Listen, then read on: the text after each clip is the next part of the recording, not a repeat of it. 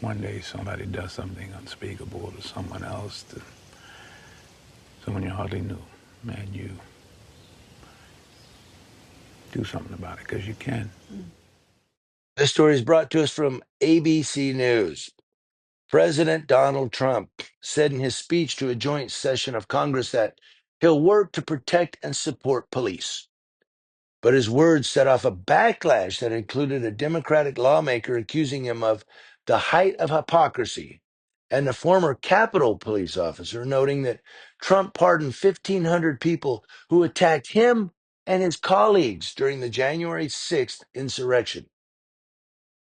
Harry Dunn, I know that name, a former Capitol police officer, that was the one who risked his life to defend the Capitol building as Trump supporters rioted in 2021, slammed Trump in a series of posts on the social media site Blue Sky as the president was addressing Congress Tuesday night.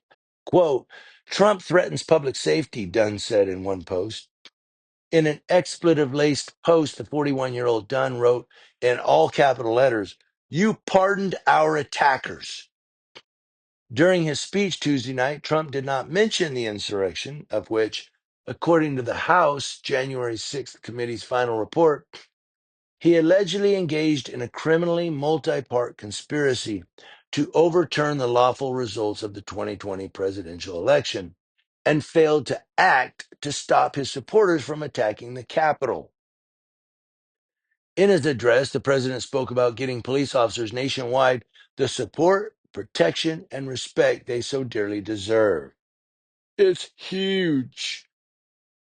Quote, they have to get it. They have such a hard, dangerous job, but we're going to make it less dangerous. The problem is the bad guys don't respect the law, but they're starting to respect it, and they soon will respect it, said President Trump.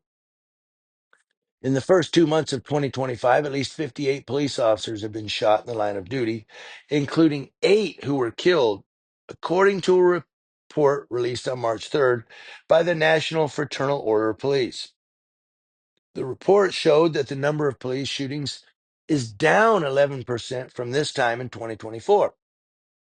But among the officers killed this year are Virginia Beach police officers Camera Gervin and Christopher Reese, who authorities said were shot at point blank range on February 25th as they were already lying on the ground wounded and defenseless following a traffic stop.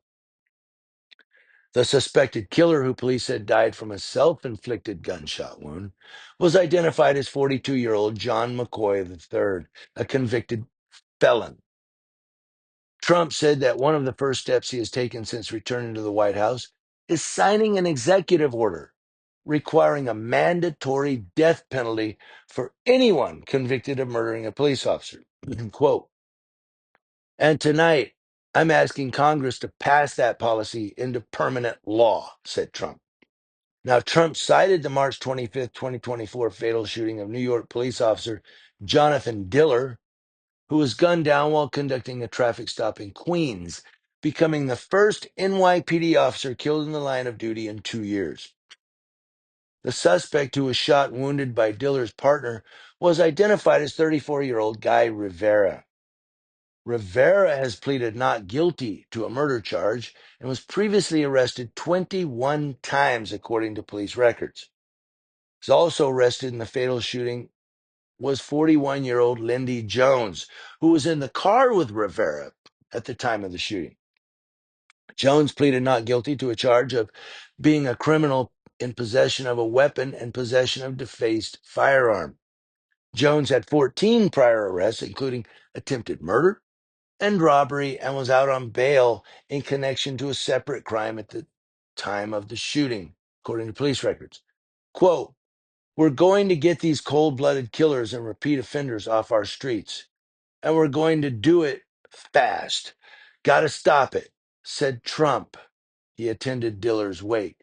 Trump called on Congress to pass a new crime bill aimed at getting tougher on repeat offenders while enhancing protection for America's police officers so they can do their jobs without fear of their lives being totally destroyed. Quote. Following Trump's speech, Representative Sylvia Garcia, a Democrat out of Texas, posted a statement on social media accusing Trump of the height of hypocrisy. Quote, Trump talks a big game about standing with the blue, yet on the first day of his administration, he pardoned hundreds of cop beaters who tried to steal an election on January 6, 2021.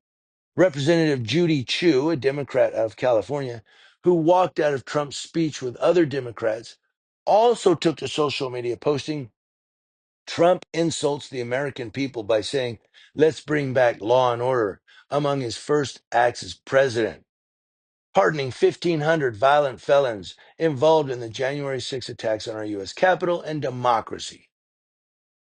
Representative Lois Frankel, a Democrat out of Florida, cited the hundreds of FBI agents and Department of Justice employees who have lost their jobs in the Trump administration's sweeping reduction in the federal workforce being overseen by billionaire Elon Musk and the new Department of Government Efficiency. That's that DOGE you're seeing.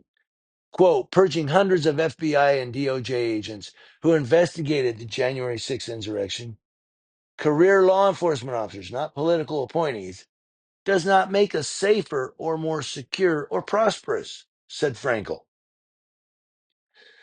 So to sum this all up, I know I went kind of fast. It was kind of lengthy, but I just wanted to get it out.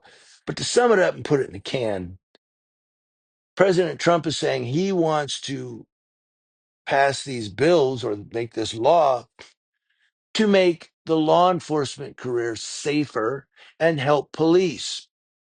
While the argument is, well, if he wants to help police, why did he pardon 1,500 felon, uh, felony assaulters who beat police, pepper sprayed police, invaded our U.S. Capitol building? You know, why would he do that and then say, well, I want to make it safer for police because this is a huge issue?